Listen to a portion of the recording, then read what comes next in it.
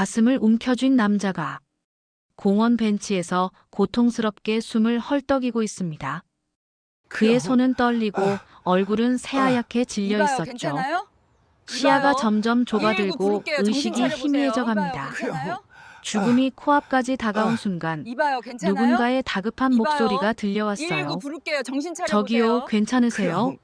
하지만 그는 대답할 수조차 이봐요, 없었습니다. 괜찮아요? 이봐요. 무엇이 이 사람을 119 죽음 부를게요. 정신 직전까지 차려보세요. 몰아갔을까요? 이 이야기가 궁금하시다면 구독과 이봐요, 좋아요 괜찮아요? 눌러주세요. 이봐요. 119 감사합니다. 부를게요. 정신 차려보세요. 그럼 이 이야기를 시작하겠습니다. 68세 최동철의 하루는 언제나 새벽 5시에 시작됩니다.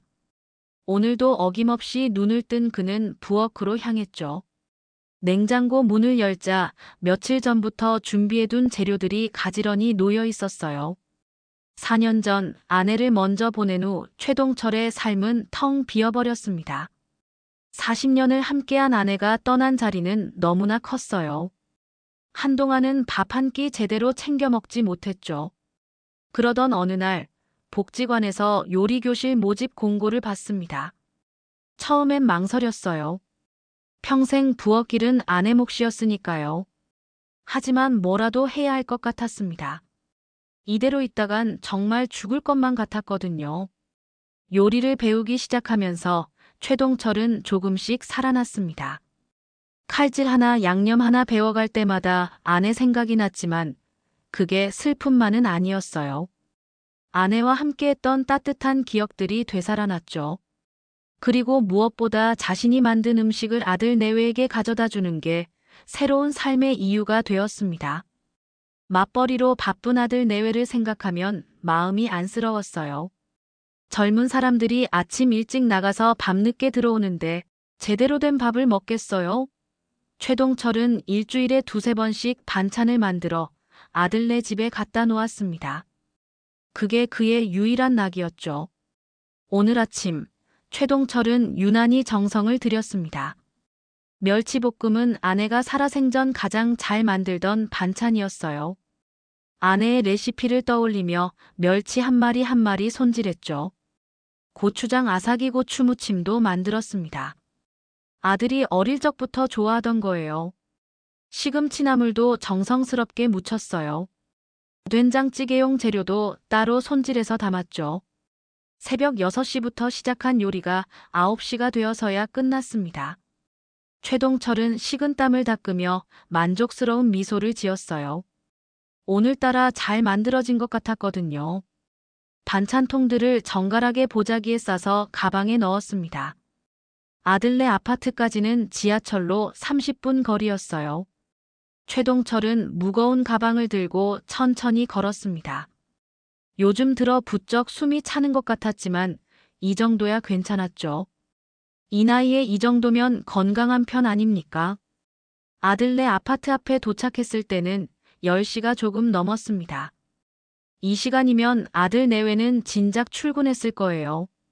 최동철은 며느리에게 미리 받아둔 비밀번호를 누르고 현관문을 열었습니다. 조용했어요. 역시 출근한 것 같았죠. 최동철은 신발을 벗고 조심스럽게 안으로 들어갔습니다. 냉장고에 반찬만 넣고 가려고요. 아들 내외 자는 시간을 방해하고 싶지 않았거든요. 부엌 쪽으로 향하는데 안방에서 목소리가 들려왔습니다. 최동철은 움찔했어요. 집에 있었나? 방해가 될까봐 더 조심스럽게 움직였죠.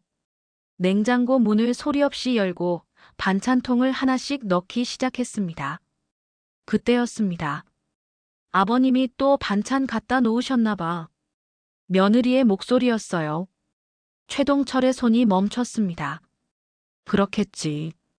늘 반찬 만두고 가시니까. 아들의 대답이 들렸죠. 정말 언제까지 이래야 하는 거야? 솔직히 말해서 너무 불편하다고. 며느리의 목소리가 높아졌습니다. 최동철은 심장이 쿵 내려앉는 걸 느꼈어요. 그러게 말이야. 우리 입맛에도 안 맞고. 아들의 말이었습니다. 최동철은 가슴이 철렁했어요. 우리는 집에서 밥을 많이 먹지도 않는데 음식 상에서 버리고 반찬통 치우는 것도 일이야. 언제까지 이래야 하는 건지 모르겠어. 정말. 며느리의 목소리는 짜증으로 가득했습니다. 버리기도 미안하고 그렇다고 먹자니 입에도 안 맞고 진짜 골치 아파 죽겠어. 쓰레기. 그 단어가 최동철의 귓속에서 맴돌았습니다. 쓰레기라고 했습니다.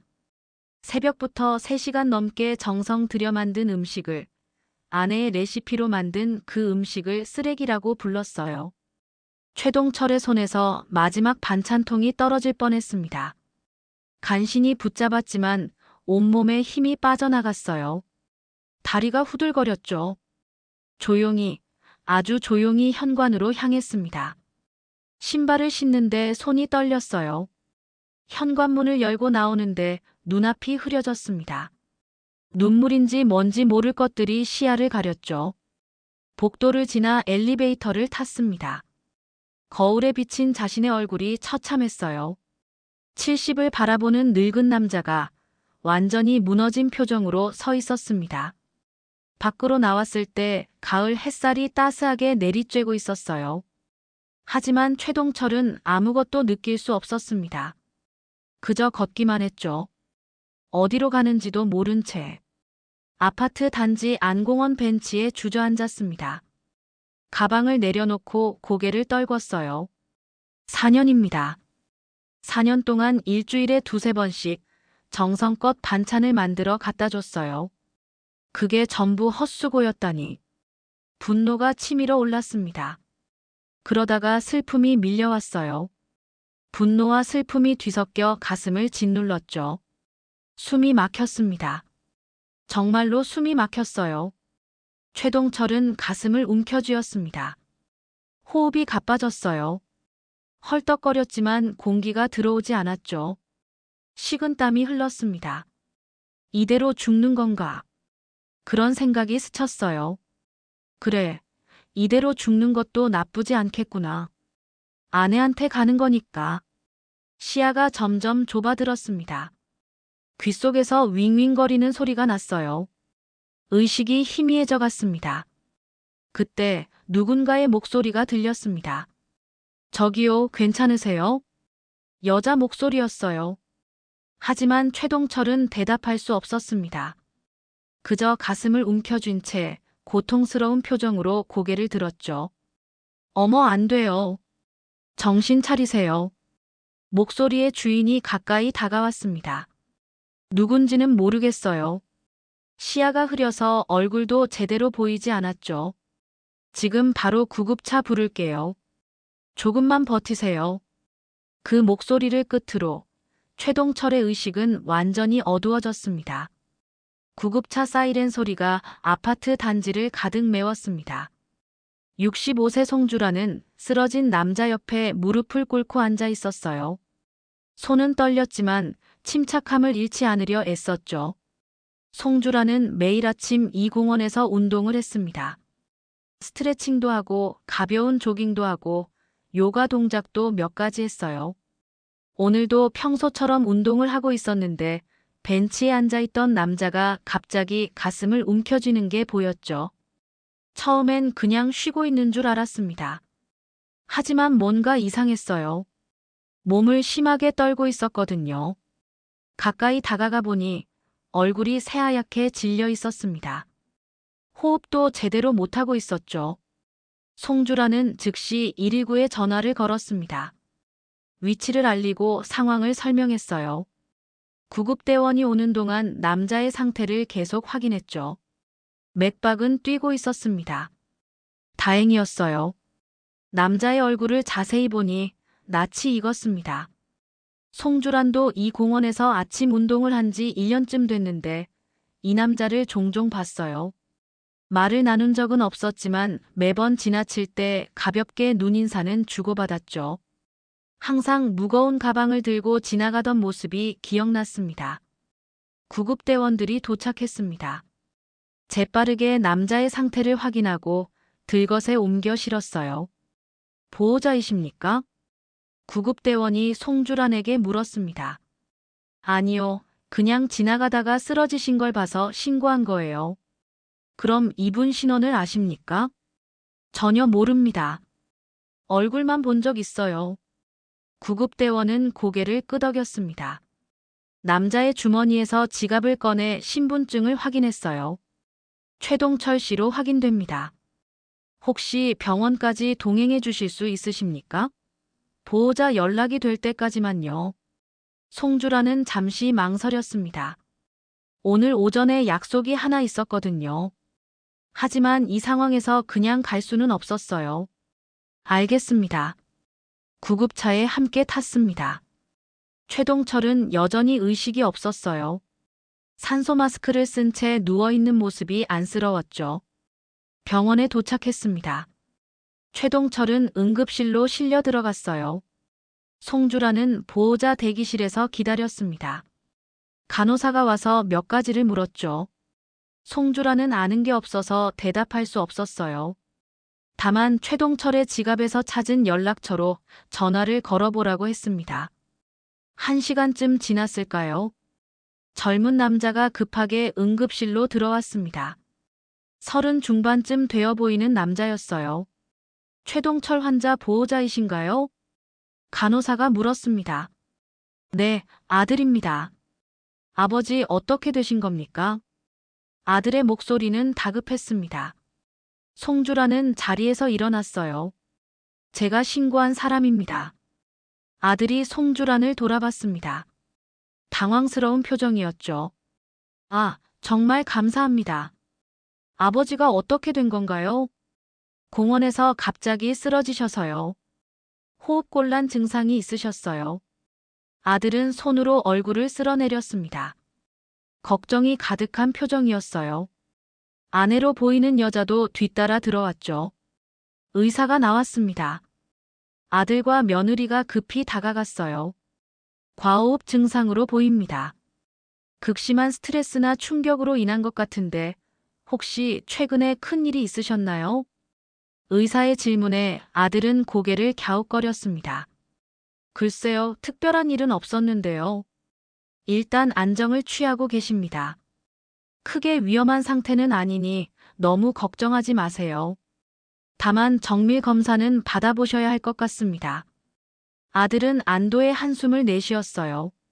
송주란을 돌아보며 다시 한번 고개를 숙였습니다. 정말 감사합니다. 아버지를 살려주셨어요. 아닙니다. 당연한 일을 했을 뿐이에요. 송주란은 손을 저었습니다. 아들은 명함을 꺼내 건네려 했지만 송주란은 사양했어요. 굳이 보답받을 일도 아니었거든요. 그럼 저는 이만 가보겠습니다. 아버님 쾌차하시길 바랍니다. 송주란은 병원을 나섰습니다. 버스 정류장으로 걸어가는데 마음 한편이 무거웠어요. 최동철이 왜 그렇게 심한 과호흡을 일으켰을까? 무슨 일이 있었던 걸까? 집에 돌아와서도 최동철 생각이 자꾸 났습니다. 송주라는 남편을 10년 전에 먼저 보냈어요. 그 후로 혼자 살고 있었죠. 자식들은 다 출가해서 각자 살림을 차렸고 가끔 연락하며 지냈습니다. 외롭지 않냐고 자식들이 물으면 송주라는 항상 괜찮다고 대답했어요. 실제로도 그랬죠. 독서 모임도 나가고 요가 수업도 들었습니다. 혼자만의 시간을 즐기는 법을 배웠어요. 하지만 가끔은, 정말 가끔은 외로웠습니다. 특히 아침에 눈을 떴을 때 옆자리가 비어 있는 게 서글플 때가 있었어요. 남편이 살아있었다면 함께 늙어가는 게 이런 거구나 싶었을 텐데. 이틀이 지났습니다. 송주라는 평소처럼 아침 운동을 나갔어요. 공원에 도착했는데 최동철이 앉아있던 벤치가 눈에 들어왔습니다. 그날 일이 생생하게 떠올랐죠. 운동을 마치고 집으로 돌아가려는데 누군가 이름을 불렀습니다. 저기 송주란 씨 맞으시죠? 돌아보니 최동철의 아들이었어요. 며느리도 함께 있었습니다. 어머, 아버님은 괜찮으세요? 송주란이 물었습니다. 네, 다행히 많이 회복하셨어요. 그런데 연락처를 몰라서 이렇게 기다렸습니다. 제대로 감사 인사를 드리고 싶어서요. 아들은 정중하게 말했습니다. 며느리도 고개를 숙였어요. 아버지께서 깨어나시자마자 은인을 찾으라고 하셔서요. 정말 감사드립니다. 며느리의 목소리는 진심이 담겨 있었습니다. 송주라는 그제야 이틀 전 방에서 들었던 그 목소리임을 알아챘어요. 하지만 내색하지 않았죠. 정말 아무것도 아닙니다. 아버님께서 건강하시다니 다행이네요. 아버지께서 꼭 한번 뵙고 싶어 하세요. 제대로 감사 인사를 드리고 싶다고 하시는데 시간 되실 때 한번 들러주실 수 있으실까요?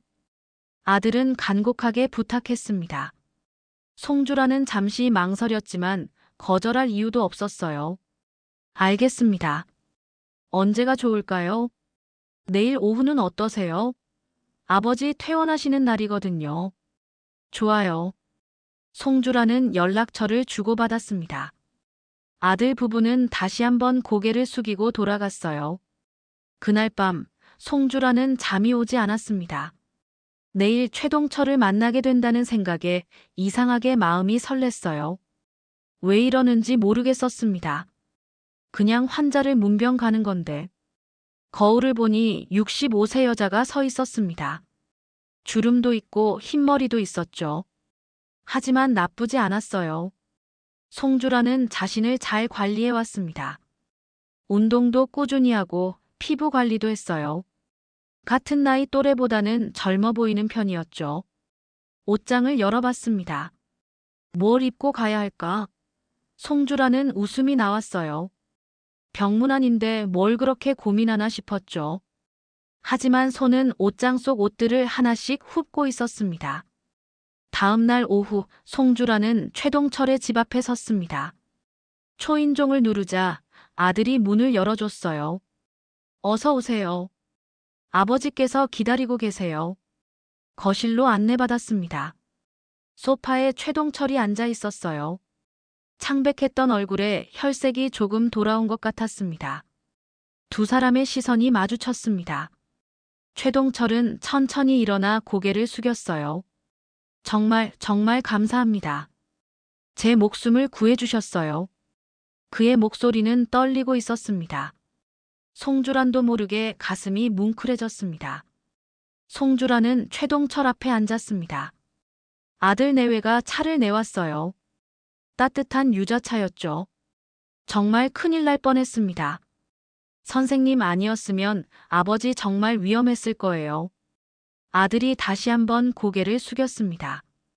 며느리도 옆에서 감사하다는 말을 되풀이했어요. 송주라는 손을 저었습니다. 다행히 큰일 없으셔서 다행이에요. 그런데 갑자기 어떻게 그렇게 되신 거예요? 송주란의 질문에 최동철은 잠시 말을 잃었습니다. 아들 내외를 힐끗 쳐다봤어요. 그리고 쓸쓸하게 웃었죠. 나이 들면 별일 아닌 것도 크게 느껴지나 봅니다. 그저 잠깐 숨이 막혀서요. 그의 대답은 모호했습니다. 송주라는 더 이상 묻지 않았어요. 말하기 싫어하는 게 분명했거든요. 아버지, 저희는 장 좀 보고 올게요. 저녁 준비해야 해서요. 아들이 일어섰습니다. 며느리도 함께 일어났죠. 선생님, 저녁 같이 드시고 가세요. 저희가 대접하고 싶어요. 아니에요, 괜찮습니다. 저도 곧 일어나야 해서요. 송주라는 정중하게 거절했습니다. 아들 내외는 아쉬운 표정을 지으며 나갔어요. 현관문이 닫히자 거실에는 침묵이 흘렀습니다. 최동철이 먼저 입을 열었습니다. 사실은요. 그가 말을 이었습니다. 목소리가 떨렸어요. 그날 아침 아들네 집에 반찬을 갖다 주러 갔었습니다. 일주일에 두세 번씩 반찬을 만들어서 갖다 주거든요. 아내가 죽은 후로 그게 제 유일한 낙이었어요. 송주라는 조용히 들었습니다. 그런데 그날 아들 내외가 집에 있었어요. 평소엔 출근하고 없는 시간인데 저는 방해하고 싶지 않아서 냉장고에 반찬만 넣고 나가려고 했죠. 최동철은 잠시 말을 멈췄습니다. 주먹을 꽉 쥐었어요. 그런데 들렸습니다. 제가 만든 반찬을 쓰레기라고 부르는 소리가요. 4년 동안 정성껏 만들어 온 음식들이 전부 쓰레기 취급을 받고 있었던 거예요. 송주란의 가슴이 철렁 내려앉았습니다. 그래서 그런 거였구나. 그 충격으로 과호흡이 온 거였어요. 정말 하늘이 무너지는 것 같았습니다. 제가 살아온 지난 4년이 전부 헛된 것 같았어요. 아내도 잃고 이제 살아가는 이유마저 없어진 것 같았죠. 최동철의 눈가가 붉어졌습니다. 송주란도 코끝이 찡해졌어요. 퇴직한 지 3년이 됐습니다. 친구라고 할 만한 사람도 없어요. 가까웠던 친구들은 다 먼저 갔고요. 혼자 남아서 뭘 해야 할지 몰랐습니다. 그나마 아들 내외한테 반찬해주는 게 살아가는 이유였는데. 송주라는 조심스럽게 입을 열었습니다. 아드님은 모르시나요? 아니요, 모를 겁니다. 제가 우연히 듣게 된 거니까요. 차라리 모르는 게 나았을지도 몰라요. 최동철은 자조적으로 웃었습니다. 그 웃음이 너무 슬펐어요. 저도 비슷합니다. 송주란이 말했습니다. 최동철이 고개를 들었죠. 남편을 10년 전에 보냈어요. 처음엔 정말 힘들었죠. 40년을 함께 살았는데 갑자기 혼자가 됐으니까요. 한동안은 살아있는 것 같지도 않았어요. 송주란도 회상에 잠겼습니다. 자식들이 같이 살자고 했어요. 하지만 거절했죠. 젊은이들 사는데 늙은이가 끼어들면 서로 힘들거든요. 혼자 사는 법을 배워야 했어요. 그래서 어떻게 하셨습니까? 운동을 시작했어요. 독서 모임도 나가고 봉사활동도 했죠. 처음엔 억지로였어요. 그런데 하다 보니 괜찮더라고요. 새로운 사람들을 만나고 새로운 걸 배우는 게. 송주라는 미소를 지었습니다. 최동철은 그 미소를 물끄러미 바라봤어요. 저도 그렇게 해야 할까요? 당연하죠. 아직 젊으시잖아요. 68이면 요즘 세상의 한창 때예요. 송주란의 말에 최동철은 처음으로 환하게 웃었습니다. 그 웃음에 송주란도 따라 웃었어요.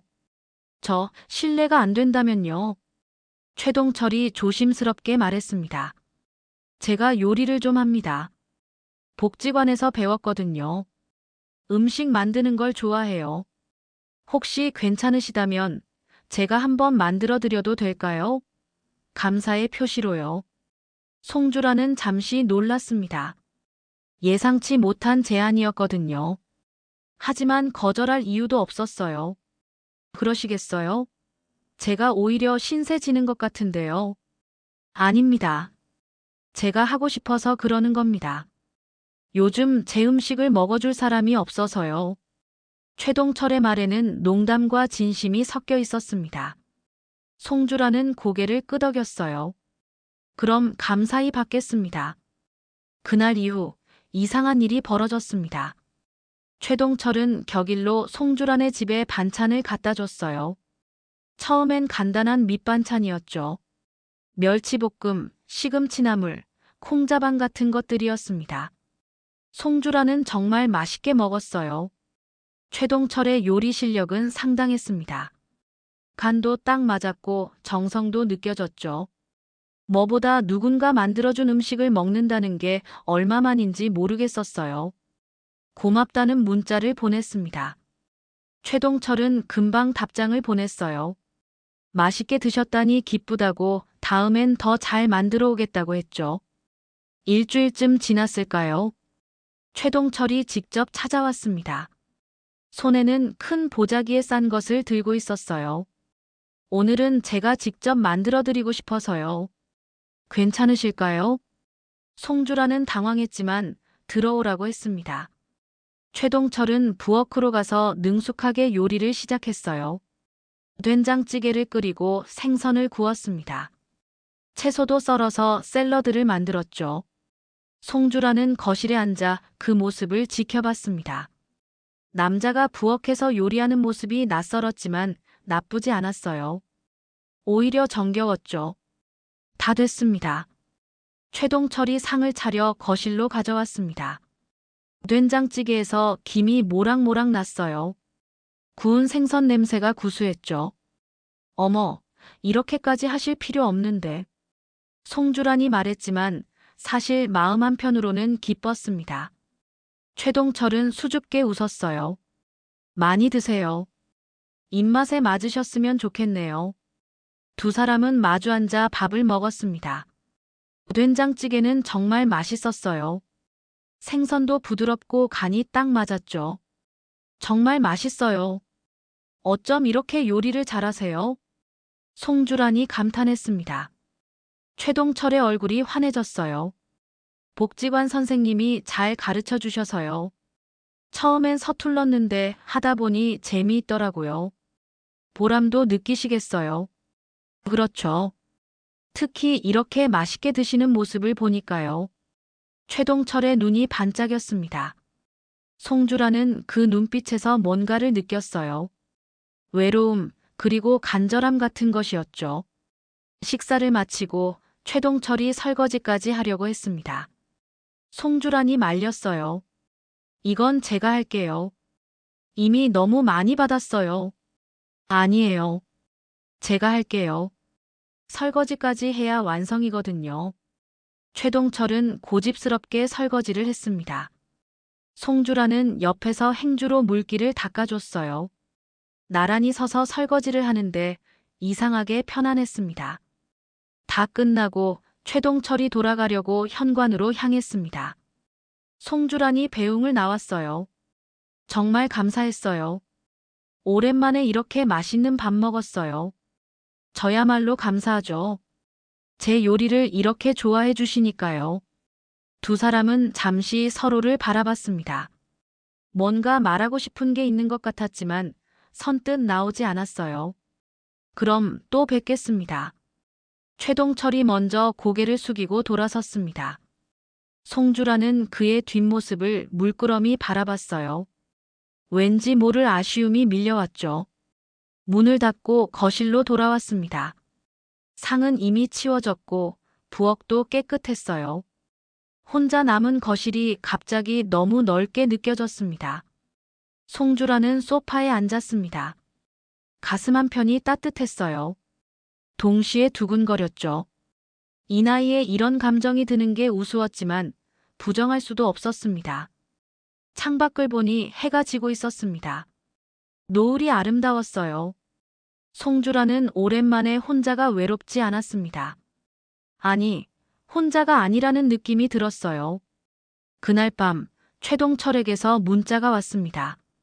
오늘 정말 즐거웠습니다. 다음에 또 뵈어도 될까요?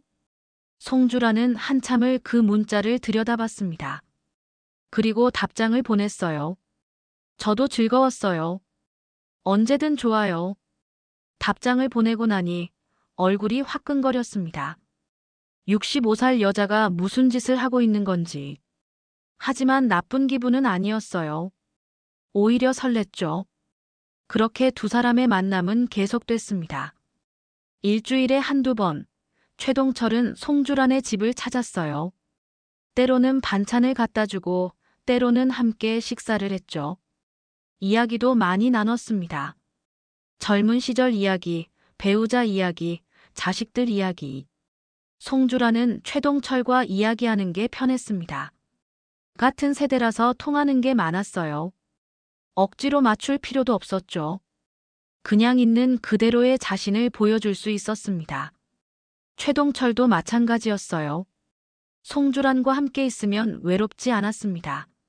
누군가와 음식을 나눠 먹고 이야기를 나누는 것. 그게 이렇게 소중한 일인 줄 몰랐어요. 어느 날 최동철이 평소와 다른 제안을 했습니다. 날씨도 좋은데 우리 어디 나들이 가는 게 어떨까요? 송주라는 잠시 놀랐습니다. 나들이라니. 하지만 싫지 않았어요. 좋아요.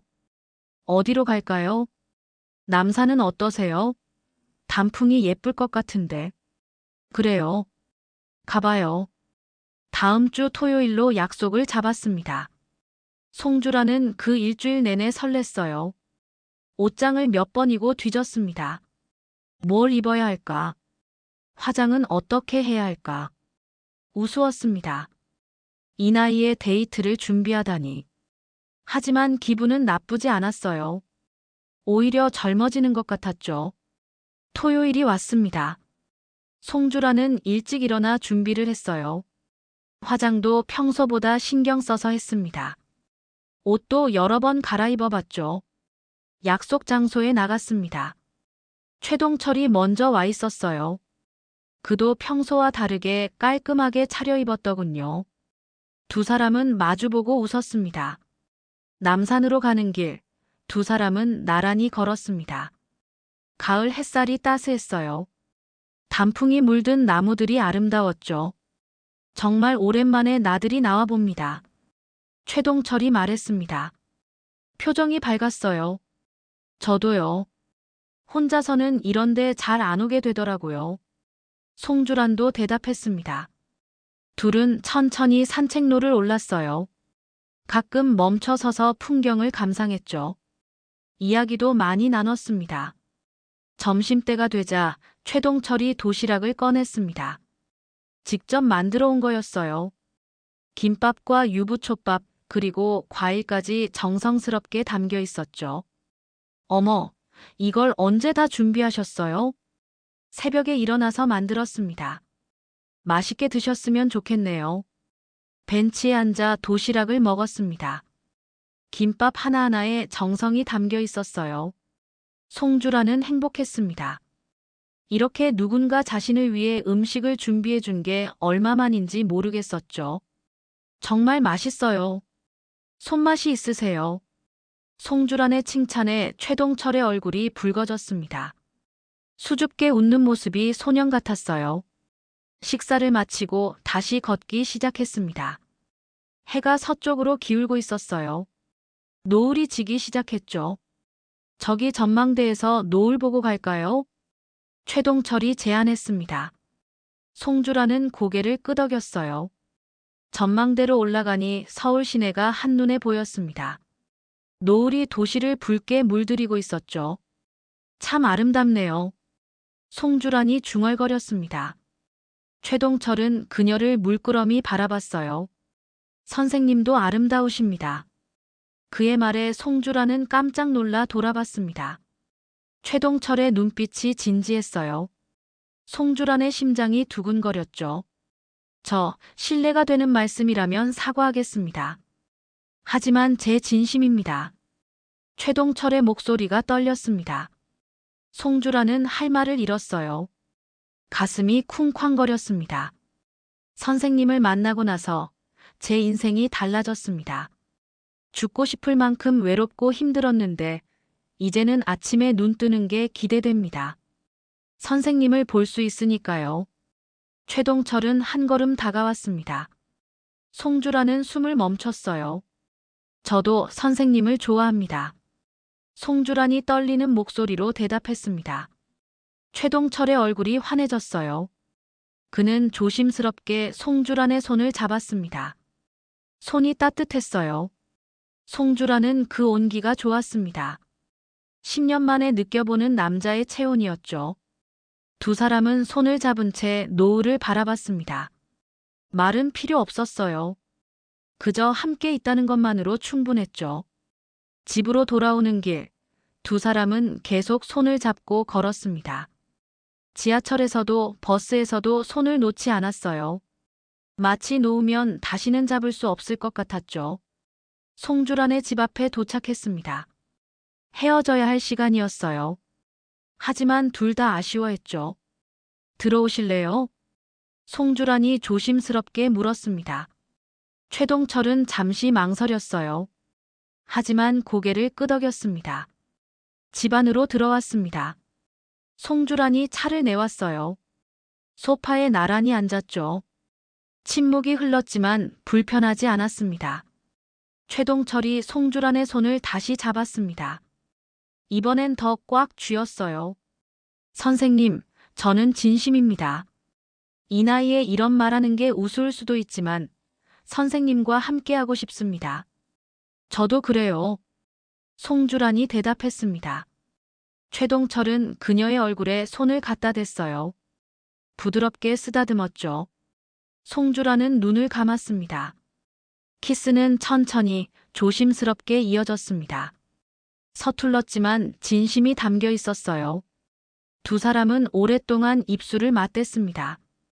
키스가 끝나고 두 사람은 서로를 바라봤어요. 최동철의 눈빛이 뜨거웠습니다. 송주란도 마찬가지였죠. 더 가까이 가도 될까요? 최동철이 속삭였습니다. 송주란은 고개를 끄덕였어요. 그날 밤 두 사람은 서로를 깊이 이해하게 되었습니다. 늙은 몸이었지만 여전히 따뜻했어요. 서로를 껴안고 입 맞추며 마음을 나눴죠. 조심스러웠지만 진심이었습니다. 외로웠던 시간들이 녹아내렸어요. 아침 햇살이 방 안으로 들어왔습니다. 송주라는 옆에 누워있는 최동철을 바라봤어요. 평화로운 얼굴이었죠. 그녀는 미소를 지었습니다. 최동철도 눈을 떴습니다. 송주란을 보자마자 환하게 웃었어요. 좋은 아침입니다. 좋은 아침이에요. 두 사람은 다시 한번 껴안았습니다. 행복했어요. 이 나이에 이런 감정을 느낄 줄 몰랐죠. 아침을 함께 먹었습니다. 최동철이 간단하게 요리를 해줬어요. 계란말이와 된장국, 그리고 김치볶음밥이었죠. 송주라는 맛있게 먹었습니다. 오늘 아들네 가야 합니다. 최동철이 말했습니다.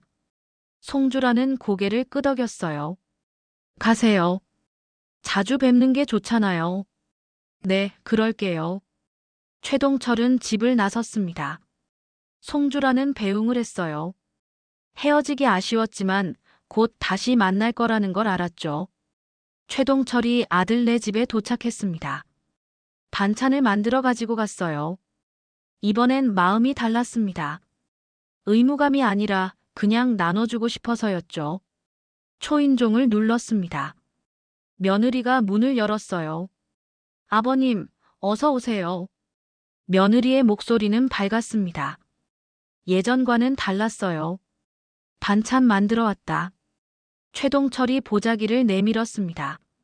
며느리가 받아들었죠. 감사합니다, 아버님. 근데 요즘 아버님 표정이 정말 밝아지셨어요. 무슨 좋은 일 있으세요? 아들도 거실에서 나왔습니다. 미소를 지으며 말했어요. 아버지, 요즘 정말 젊어 보이세요. 그 공원에서 만난 분하고 잘 지내시나 봐요? 최동철은 당황했습니다. 어떻게 알았을까요? 저희 알아요. 아버지 핸드폰 문자 소리 자꾸 나길래요. 송주란 선생님이시죠? 며느리가 장난스럽게 웃었습니다. 최동철의 얼굴이 붉어졌어요. 아버님, 정말 좋아요. 아버님이 행복하시면 저희도 행복해요. 그분 덕분에 아버님이 많이 밝아지셨어요. 아들이 진심으로 말했습니다. 사실 저희가 죄송했어요. 아버님이 해주신 반찬들, 저희가 제대로 대접을 못했던 것 같아요. 그땐 바쁘다는 핑계로 소홀했는데. 며느리도 미안한 표정을 지었습니다. 이제는 괜찮습니다. 오히려 고맙네요. 너희들 덕분에 새로운 인연을 만났으니까. 최동철은 웃었습니다. 진심이었어요. 아버지, 송 선생님 한번 모시고 오세요. 저희가 제대로 감사 인사 드려야죠. 아버지 살려주신 분인데. 아들이 제안했습니다. 며느리도 동의했어요. 생각해보겠다. 최동철은 대답했습니다. 하지만 마음속으로는 기뻤어요. 아들 내외가 인정해주는 것 같았거든요. 집으로 돌아오는 길, 최동철은 송주란에게 전화를 했습니다. 여보세요? 송주란의 목소리가 들렸습니다. 최동철은 가슴이 두근거렸어요. 여보세요라는 말이 이렇게 좋게 들릴 수가 없었죠. 저예요. 아들네 다녀왔어요. 어떠셨어요? 아들 내외가 우릴 알더라고요. 그리고 선생님을 한번 모시고 오래요. 같이 식사하자고요. 송주라는 잠시 침묵했습니다. 그리고 조심스럽게 물었어요. 저도 가도 될까요? 당연하죠. 가주세요. 제발요. 최동철의 목소리에 간절함이 담겨 있었습니다. 송주라는 웃었어요. 알겠어요. 갈게요. 감사합니다. 정말 감사해요. 전화를 끊고 최동철은 하늘을 올려다봤습니다. 구름 한 점 없이 맑았어요. 인생이 이렇게 달라질 수 있다니.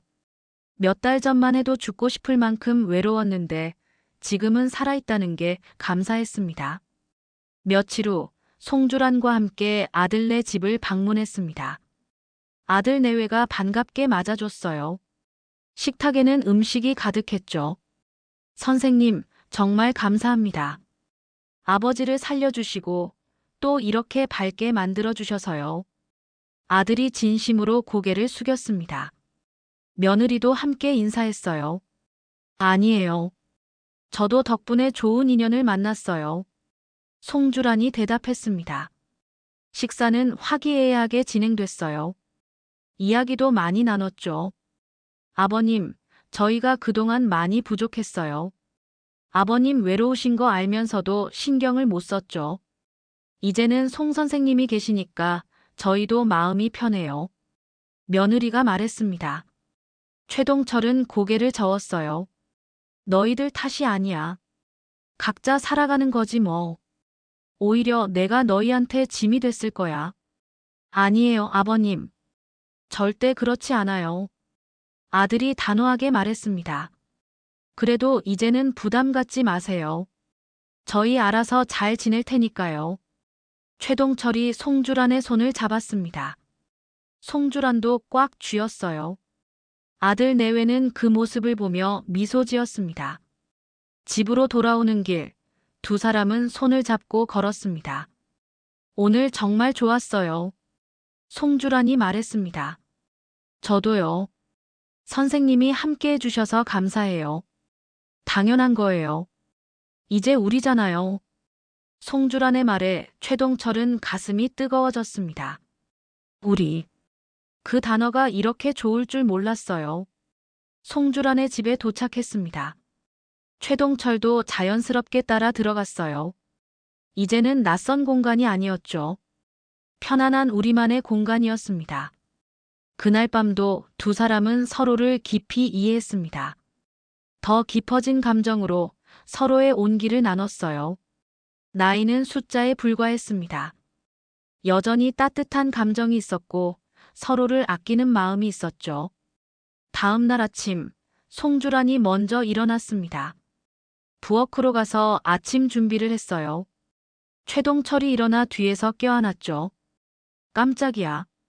송주란이 웃으며 말했습니다. 최동철은 그녀의 목에 입을 맞췄어요. 사랑해요. 최동철의 속삭임에 송주란은 몸을 돌렸습니다. 두 사람은 키스를 나눴어요. 길고 깊은 키스였죠. 저도 사랑해요. 송주란이 대답했습니다. 최동철은 환하게 웃었어요. 인생에서 이렇게 행복한 순간이 또 올 줄 몰랐습니다. 그렇게 두 달이 흘렀습니다. 최동철과 송주란은 거의 매일 만났어요. 함께 아침 운동을 나가고 같이 장을 보고 함께 요리를 했죠. 이제는 서로 없는 하루를 상상할 수 없었습니다. 어느 날 저녁 최동철이 진지한 표정으로 송주란을 바라봤습니다. 선생님, 제안이 하나 있습니다. 뭔데요? 송주란이 물었습니다. 우리 같이 살면 어떨까요? 최동철의 말에 송주란은 깜짝 놀랐습니다. 같이 산다니. 생각지도 못한 제안이었어요.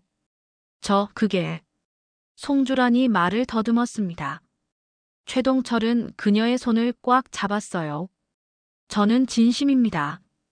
매일 밤 헤어질 때마다 가슴이 아파요. 선생님과 계속 함께 있고 싶습니다.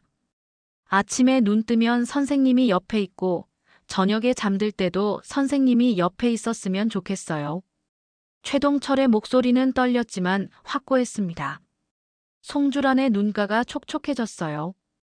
저도 그래요. 저도 그러고 싶어요. 송주란이 대답했습니다. 최동철은 환하게 웃었어요. 두 사람은 껴안았습니다. 하지만 한 가지 문제가 있었습니다. 재혼을 해야 할까요? 아니면 그냥 동거를 해야 할까요? 두 사람은 고민에 빠졌어요. 자식들한테 말해야 할 것 같아요. 송주란이 조심스럽게 말했습니다. 최동철은 고개를 끄덕였죠. 그래야겠죠. 제 아들한테도 말해야 하고요. 며칠 후 최동철은 아들을 만났습니다. 조심스럽게 이야기를 꺼냈어요. 아들아, 아버지가 할 말이 있다. 네, 아버지. 말씀하세요. 송 선생님하고 같이 살려고 한다. 아들은 잠시 놀란 표를 지었습니다. 하지만 곧 미소를 지었어요. 아버지, 정말 좋으세요. 아버지가 행복하시면 저도 행복해요. 내 어머니한테 미안하지 않겠니? 최동철이 조심스럽게 물었습니다. 아들은 고개를 저었어요. 아니에요, 아버지. 어머니도 아버지가 행복하시길 바라실 거예요. 4년이나 혼자 계셨잖아요. 이제 행복하실 자격 있으세요. 고맙다, 아들아. 최동철의 눈가가 붉어졌습니다. 아들이 일어나 아버지를 껴안았어요. 송주란도 딸에게 전화를 했습니다. 딸은 처음엔 놀랐지만 곧 축하해줬어요. 엄마 좋으세요. 엄마 목소리가 요즘 정말 밝아지셨어요. 행복하시면 됐어요. 내 아버지한테 미안하지 않니? 아빠도 엄마 행복하시길 바라실 거예요. 10년이나 혼자 계셨잖아요. 고맙다, 딸아. 송주란도 눈물을 흘렸습니다. 자식들의 축복을 받으니 마음이 한결 가벼워졌어요. 한 달 후, 최동철은 송주란의 집으로 이사를 했습니다. 크게 가진 것도 없었죠. 옷가지 몇 벌과 요리 도구들, 그리고 아내의 사진이 전부였어요. 송주란은 집 한쪽에 최동철을 위한 공간을 마련해 줬습니다. 옷장도 비워주고 책상도 하나 놓았어요. 최동철은 감동했습니다. 정말 고맙습니다. 이렇게까지 해주시다니. 당연한 거예요. 이제 우리 집이잖아요. 송주란이 웃으며 말했습니다. 최동철도 환하게 웃었어요. 첫날 밤 두 사람은 같은 침대에서 잠들었습니다. 최동철은 송주란을 꼭 안았어요. 송주란도 그의 품에 안겨 있었죠. 행복합니다. 최동철이 속삭였습니다. 저도요. 송주란이 대답했습니다. 두 사람은 그렇게 잠이 들었어요. 외롭지 않았습니다. 따뜻했죠. 아침이 밝았습니다. 최동철은 일찍 일어나 아침 준비를 했어요. 된장국을 끓이고 계란말이를 부쳤습니다. 김치도 꺼내고 밥도 지었죠. 송주란이 일어났습니다. 부엌에서 요리하는 최동철을 보며 미소 지었어요. 일찍 일어나셨네요. 습관이에요. 평생 새벽에 일어났거든요. 함께 아침을 먹었습니다. 맛있었어요. 무엇보다 함께 먹는다는 게 좋았죠. 오늘 공원에 운동하러 가실래요? 송주란이 물었습니다. 그러죠. 같이 가요. 두 사람은 손을 잡고 공원으로 나갔습니다. 아침 햇살이 따스했어요. 공원에는 운동하는 사람들이 많았죠. 저기 벤치 보이세요? 송주란이 가리켰습니다. 최동철이 쓰러졌던 그 벤치였어요. 네, 보입니다. 그때 일이 생각나요? 물론이죠. 제 인생이 바뀐 날이니까요. 최동철이 웃으며 말했습니다. 송주란도 따라 웃었어요. 저도요. 그날 아니었으면 우리 못 만났을 거예요. 그러게요. 생각해보면 신기해요. 그렇게 절망적이었던 순간이 새로운 시작이 될 줄이야. 두 사람은 벤치에 나란히 앉았습니다. 그때의 일들이 주마등처럼 스쳐 지나갔어요. 그때 정말 죽는 줄 알았습니다. 아니, 죽고 싶었어요. 사는 게 의미가 없었거든요. 최동철이 회상했습니다. 하지만 이제는 달라요. 매일이 기대됩니다. 아침에 눈 뜨는 게 행복해요. 저도 마찬가지예요.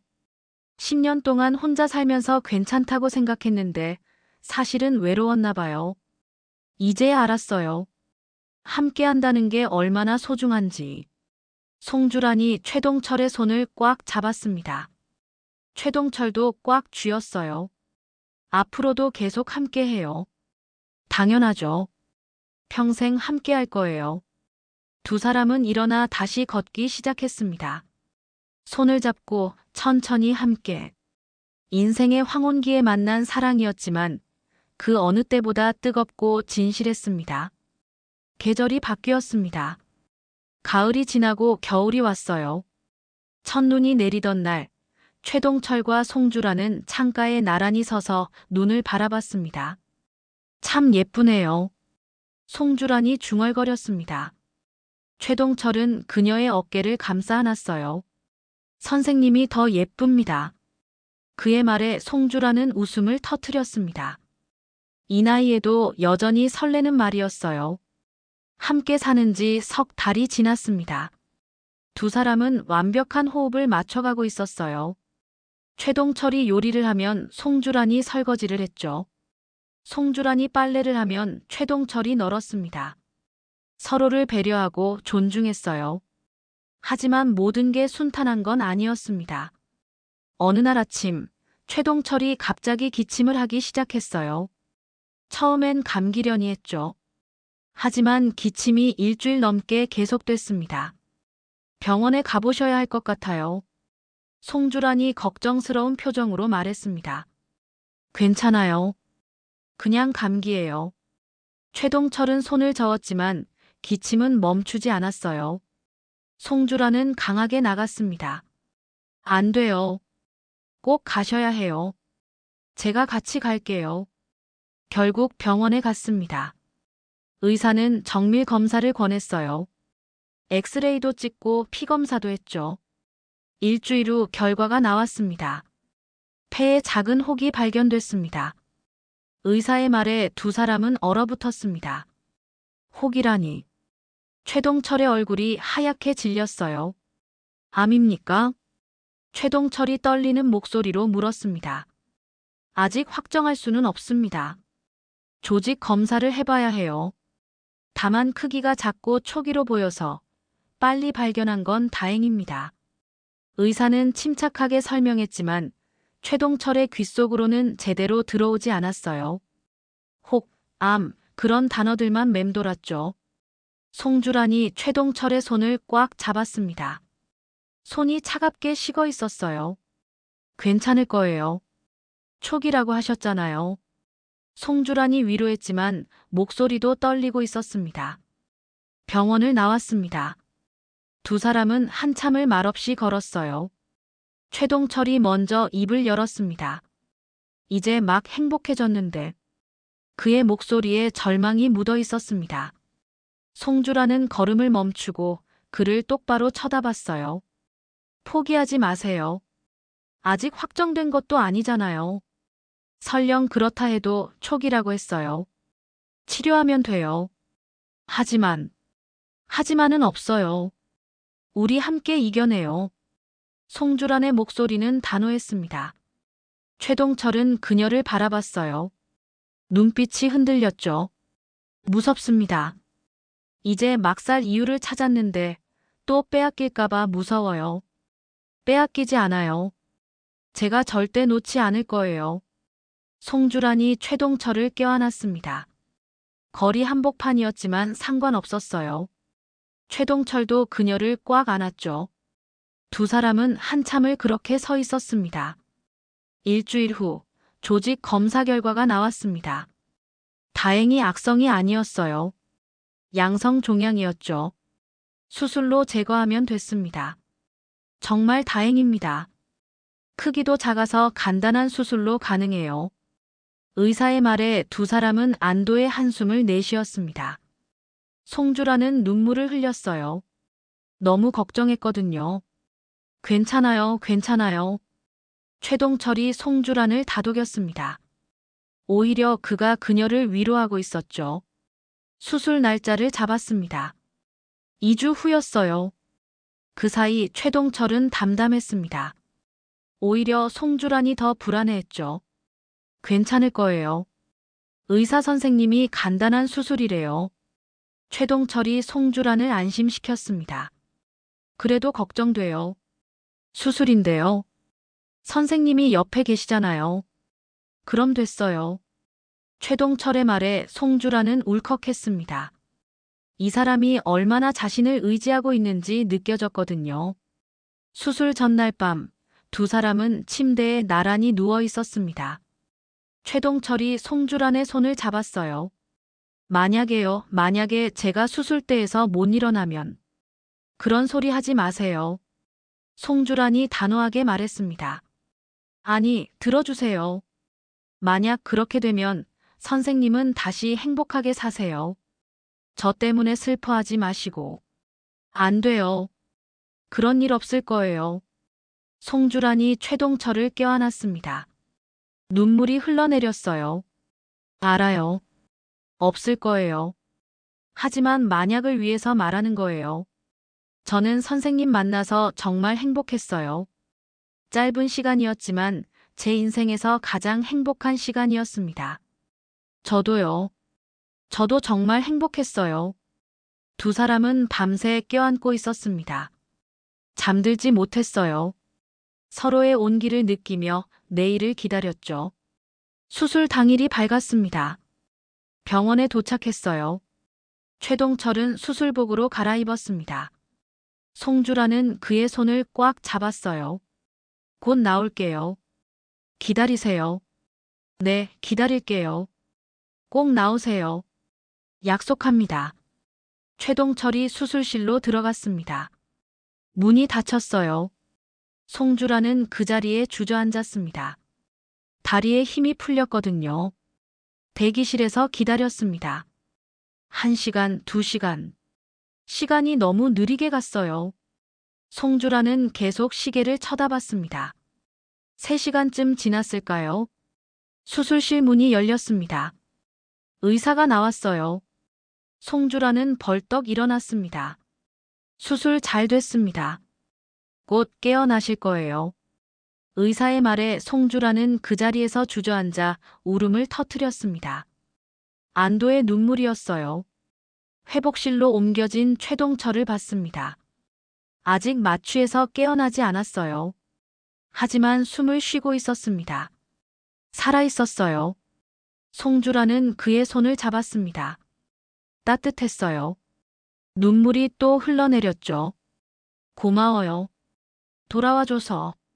1시간쯤 지나서 최동철이 눈을 떴습니다. 천천히 조금씩.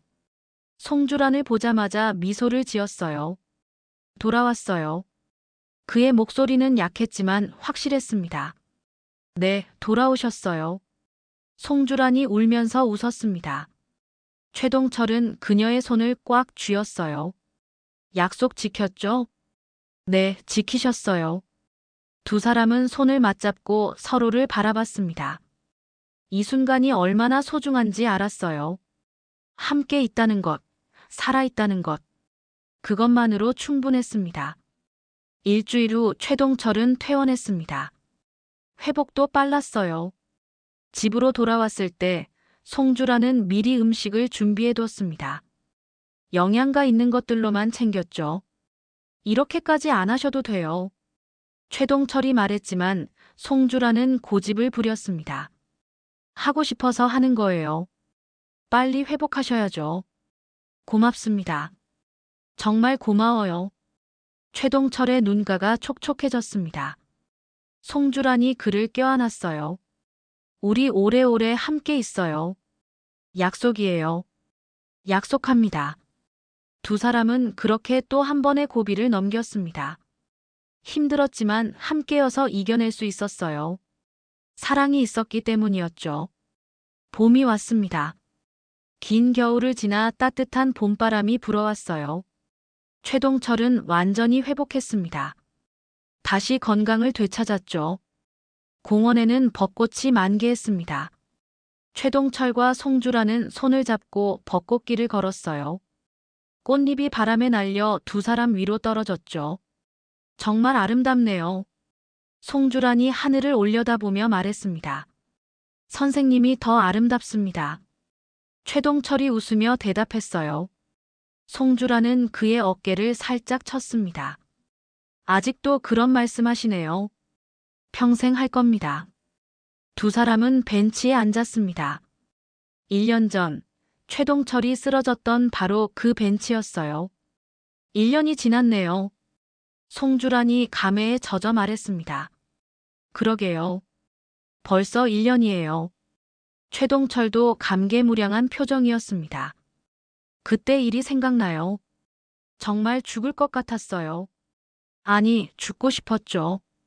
삶의 의미를 잃었었거든요. 하지만 이제는요? 송주란이 물었습니다. 이제는 매일이 감사합니다. 아침에 눈 뜨면 선생님이 옆에 있고 함께 아침을 먹고 산책을 하고 이런 평범한 일상이 얼마나 소중한지 몰랐어요. 저도 마찬가지예요. 10년 동안 혼자 살면서 괜찮다고 생각했는데 착각이었어요. 외로웠던 거죠. 그걸 인정하기 싫었을 뿐이에요. 송주란의 목소리가 잔잔하게 흘러나왔습니다. 선생님을 만나고 나서 깨달았어요. 나이가 들어도 사랑할 수 있다는 걸. 여전히 가슴이 뛸 수 있다는 걸요. 최동철이 송주란의 손을 잡았습니다. 송주란도 꽉 쥐었어요. 저도 그래요. 68에 새로운 사랑을 만날 줄 몰랐어요. 아내를 잃고 4년 동안 죽은 것처럼 살았는데 선생님이 저를 다시 살려주셨어요. 아니에요. 우리가 서로를 살린 거예요. 송주란의 말에 최동철은 고개를 끄덕였습니다. 맞아요. 우리가 서로를 살렸죠. 그때 아들 내외가 공원으로 걸어왔습니다. 손에는 바구니를 들고 있었어요. 아버지, 여기 계셨네요. 아들이 웃으며 다가왔습니다. 왜 왔니? 최동철이 물었습니다. 날씨도 좋은데 같이 소풍 가려고요. 저희가 김밥 싸왔어요. 며느리가 바구니를 들어 보였습니다. 어머, 그랬어요? 송주란이 반가워했습니다. 네, 송 선생님도 모시고 싶어서요. 아버지랑 저희랑 다 같이 가요. 아들의 제안에 최동철과 송주란은 얼굴을 마주봤습니다. 그리고 환하게 웃었어요. 좋지, 가자. 네 사람은 함께 공원 깊숙한 곳으로 걸어갔습니다. 벚꽃이 흩날리는 길을 따라서요. 웃음소리가 봄바람에 실려 퍼졌습니다. 넓은 잔디밭에 돗자리를 폈습니다. 며느리가 준비해온 음식을 펼쳐놓았어요. 김밥, 샌드위치, 과일들이 가득했죠. 이야, 정성이 대단하네. 최동철이 감탄했습니다. 아버님 요리 실력 배워서 만들었어요. 맛있게 드세요. 며느리가 수줍게 웃었습니다. 최동철은 뭉클해졌어요. 네 사람은 둥글게 앉아 음식을 나눠 먹었습니다. 이야기꽃이 피었어요. 아들 내외의 직장 이야기, 최동철과 송주란의 일상 이야기. 아버지, 요즘 정말 젊어 보이세요. 아들이 진심으로 말했습니다. 그래, 그건 다 선생님 덕분이야. 최동철이 송주란을 바라보며 웃었습니다. 아버님이 저한테 더 많이 해주시는걸요. 송주란도 미소를 지었습니다. 보기 좋으세요. 두 분 정말 잘 어울리세요. 며느리가 진심 어린 눈빛으로 말했습니다. 고맙다 얘들아. 너희들이 인정해줘서. 최동철의 목소리가 떨렸습니다. 아들이 아버지의 어깨를 두드렸어요. 당연한 거예요. 아버지 행복이 제일 중요하죠. 식사를 마치고 아들 내외는 먼저 일어났습니다. 저희는 먼저 갈게요. 아버지, 송 선생님, 천천히 쉬다 가세요. 그래, 조심해서 가거라. 아들 내외가 떠나고 다시 두 사람만 남았습니다. 돗자리에 나란히 앉아 하늘을 올려다봤어요. 구름이 천천히 흘러가고 있었죠. 행복하세요? 송주란이 물었습니다. 너무 행복해서 무서울 정도예요. 이게 꿈은 아닐까 싶어요. 꿈이 아니에요. 현실이에요. 우리가 함께 만든 현실이죠. 송주란이 최동철의 손을 잡았습니다. 살다 보면 또 힘든 일이 있을 거예요. 우리 나이가 나이인 만큼 건강 문제도 생길 거고요. 알아요. 하지만 괜찮아요. 선생님이 옆에 계시니까요. 저도 마찬가지예요. 우리 함께 늙어가요. 서로 의지하면서요. 약속합니다. 최동철이 송주란을 바라봤습니다. 그녀의 얼굴에는 주름이 있었어요. 흰머리도 있었죠. 하지만 그 어느 때보다 아름다웠습니다.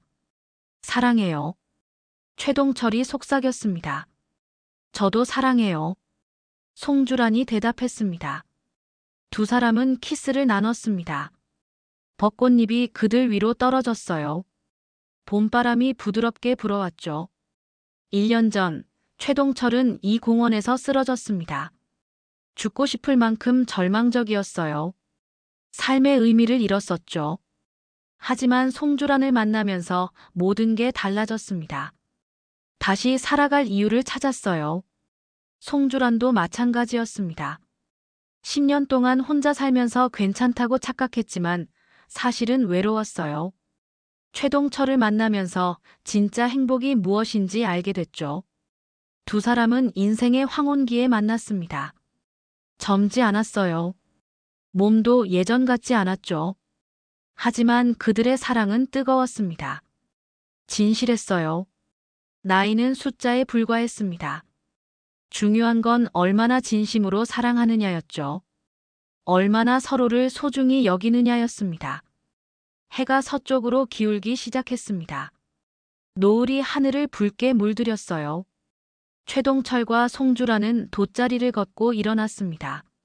집에 가요. 송주란이 말했습니다. 네, 우리 집으로 가요. 최동철이 대답했습니다. 우리 집. 그 말이 좋았어요. 이제는 정말 우리의 집이었으니까요. 손을 잡고 걸었습니다. 천천히 함께. 서두를 필요가 없었어요. 앞으로도 함께할 시간이 많이 남아 있었으니까요. 공원을 나서며 최동철이 뒤를 돌아봤습니다.